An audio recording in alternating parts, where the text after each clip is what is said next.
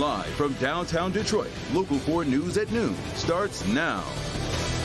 Monitoring for live radar and the skies, meteorologist Brandon Rue tracking the rain and the potential for severe weather later today. So the weather tops our news here at noon after a soggy start. Let's take a look outside at how things are right now with our sky cam in downtown Detroit. Plenty of cloud cover out there. And meteorologist Brandon Rue joining us now with a look at what's headed our way, including the latest on that 1 p.m. tornado warning drill. And the latest just from the National Weather Service canceled the statewide tornado drill. This is a combination of municipalities, the National Weather Service, and the state, but that has been canceled, so cities will not be sounding the sirens. Chance that it gets rescheduled for tomorrow. But here's why. We have a risk for severe weather. So it was just too confusing to have the 1 o'clock sirens going off. We expect storms later in the afternoon and evening, but still muddied the water of understanding when these storms are coming through. So through the late afternoon and evening, just a marginal risk for severe weather here. Could get some storms producing some large hail and gusty winds in addition to downpours and lightning. But the cloud cover and showers have really kept our temperatures down. The winds aren't helping either, but they will relax out of the east 10 to 20, becoming more of a maybe 5 to 15 mile an hour wind. And we're getting into a decent breakage here in the action. We mentioned that we expect after 3 or even 4 p.m. some of these storms to fire up. A warm front is coming, so we should push into the 50s. It'll be eyes to the skies later. Rhonda, I'll have more on it. But in the meantime, just hold the camera of your phone up to the box in the middle. That QR code will get you right to the Local Forecasters app, live radar, all the information about incoming storms, your complete forecast here and around the world. It's free, your Local Forecasters app.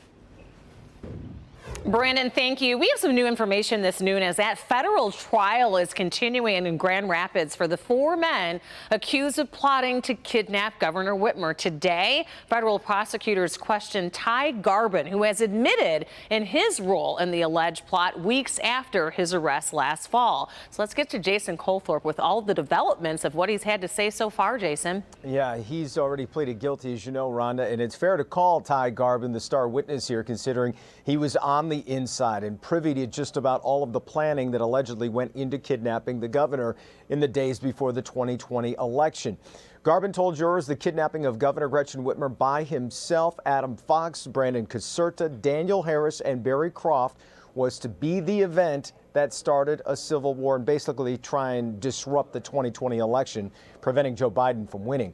Garbin testified about specifics of the training sessions at several locations leading up to their arrests in September. They would build shoot houses to simulate the Capitol and the governor's vacation home until they realized kidnapping her from the Capitol wasn't feasible. As the plan to grab the governor, whom they called the asset, evolved, Garbin testified about twice surveilling the house in Elk Rapids, trying to raise $4,000 to buy an explosive to blow up a bridge near there to aid in their escape. There was also concern about Whitmer possibly being appointed to then candidate Joe Biden's cabinet if he won, which would increase the security around her. So they determined they had to be ready at a moment's notice to try and pull that off. And there's more that goes into that, including trying to have local knowledge around the governor's vacation home. Garbin's testimony has just taken a break for a short while, but it is going on all day today. We'll be following the rest of it and have the full report for you on Local 4 News at 4, 5, and 6. It's just incredible to listen to, Rhonda. That is some pretty shocking detail there, and we'll look forward to your report later today with more of what he has to say this afternoon. Meanwhile, we do have some breaking news right now. President Biden's Supreme Court nominee, Ketanji Brown Jackson, is back on the hot seat as her historic confirmation hearing continues. Today, she discussed how she believes the separation of powers is crucial to liberty. The separation of powers is crucial to liberty. It is what our country is founded on, and it's important, as consistent with my judicial methodology, for each branch to operate within their own sphere. that means for me that judges can't make law. Judges shouldn't be policymakers. That's a part of our constitutional design, and it prevents our government from being too powerful and encroaching on individual liberty. Stay with us here on Local 4 and Local 4 Plus, along with clickondetroit.com for updates on the hearing throughout the day. The other updates we have for you is President Joe Biden is traveling to Brussels, Belgium today. He's meeting with NATO leaders and other allies tomorrow to address the ongoing war in Ukraine. Here's a look at his 3 objectives for this trip. The president is traveling to Europe to ensure we stay united on all 3 critical fronts: helping the Ukrainian people defend themselves, imposing and increasing costs on Russia, and reinforcing the Western alliance. President Joe Biden flying to Brussels right now for an emergency NATO summit on Ukraine tomorrow. The White House says his first objective is to help Ukrainians. Ukraine says 100,000 people are trapped in the besieged city of Mariupol. I've got elderly parents and 4 pets that I will not leave. Thanks to good people and people who helped, it became possible. Other Ukrainians are battling to protect the capital, Kyiv, and other cities. And the UN says more than 3.5 million refugees have fled the neighboring countries to escape the deadly war. I have a little baby. I love my family. I had plans, and now I don't have plans. President Biden's second goal, help impose further costs on Russia for its actions. You know who is ordering war and who is promoting it. Almost all of them use Italy as a holiday resort. So do not be a resort for them. The trip is also to show that the U.S. stands with its allies. The closer you are to this Russian threat, the more real it is and the more frightening it is. And so what's happening in Ukraine, people in the Baltic states like Lithuania, Latvia, Estonia, they can see it happening there. NATO estimates 7,000 to 15,000 Russians have already been killed in this war in Ukraine. And this comes as a Kremlin spokesman says that Vladimir Putin could use nuclear weapons if faced by, quote, existential threats. The Pentagon calls the nuclear remarks dangerous, but says the U.S. has no need to change its deterrent posture. The Pentagon also says that Ukrainian soldiers are successfully fighting back against invading Russian forces to reclaim ground in some parts of the country. Meantime, NATO's Secretary General spoke to reporters this morning saying that NATO has a responsibility to ensure the war does not escalate beyond Ukraine. And stick with us right here on Local 4 and clickondetroit.com. We will have continuing coverage of the war in Ukraine as new information comes into our newsroom. Here at home, there is an 8-year-old girl that was hurt after an early morning fire at an apartment complex in Warren.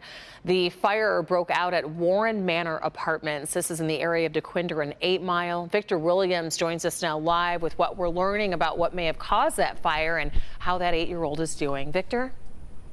Yeah, well, all of this is still under investigation. The Warren Fire Department just took off moments ago, but we do have restoration units that are here on scene right now. We're told that the fire started on the ground floor at the apartment in the back and then rose up to the top.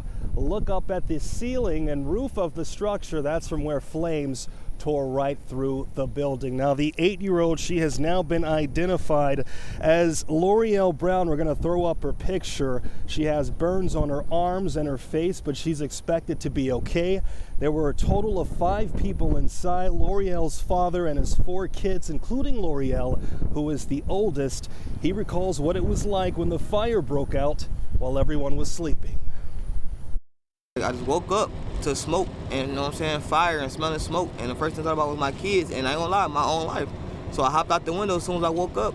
And then I thought about my kids, and I went back to the window, and it was a lot of smoke, and I couldn't see them. And it was just getting up my nose and my face, and I couldn't breathe.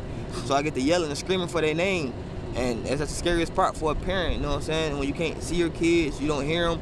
But they eventually all came to the window. They heard my voice, and they came to the window, and I got them out safely.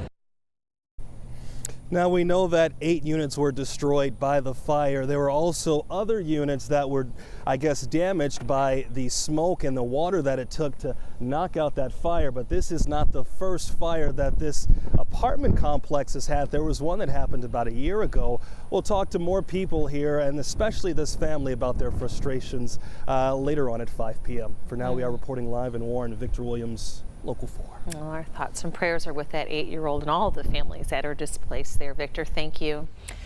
It might not be much longer until there is finally a COVID vaccine for the littlest of kids. Moderna just shared some results for its vaccine for children 6 months to 5 years. The company says that the vaccine had what it calls a, quote, robust neutralizing antibody response and a favorable safety profile. There were some bad reactions too, but they were mild or moderate and typically happen after the second dose. Moderna says that it will ask the FDA to authorize the vaccine in the coming weeks. Meanwhile, Pfizer's COVID-19 vaccine for kids younger than 5 years is still in the works.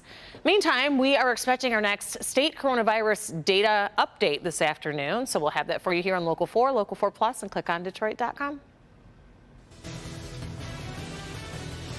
Still to come, a tornado tears through Louisiana, leaving a path of destruction in its wake. A report from the hard-hit city of Arabi after the break.